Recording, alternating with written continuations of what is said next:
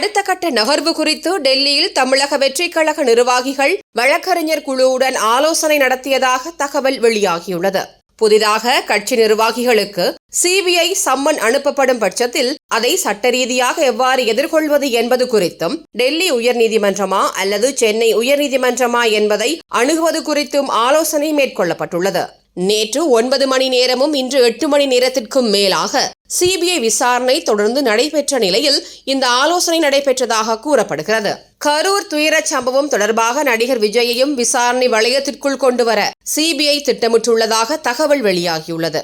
விசாரணையில் தமிழக வெற்றிக் கழக நிர்வாகிகளிடம் குறுகிய நேரம் மட்டுமே கேள்விகள் கேட்கப்பட்டு மீதமுள்ள நேரங்களில் அவர்களின் உடல் மொழி உள்ளிட்டவை கண்காணிக்கப்பட்டதாக கூறப்படுகிறது.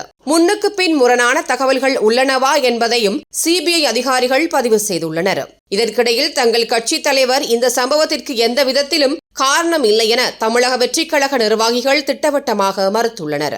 தாவேகாவின் தேர்தல் பிரச்சார மேலாண்மை பொதுச் செயலாளர் ஆதவ் அர்ஜுனா, பொதுச் செயலாளர் ஆனந்த், நிர்மல்குமார் உள்ளிட்டோரிடம் டெல்லி சிபிஐ கடந்த 2 நாட்களாக விசாரணை நடத்தி வரும் நிலையில் நாளையும் 3வது நாளாக விசாரணைக்கு ஆஜராக உத்தரவிட்டுள்ளது.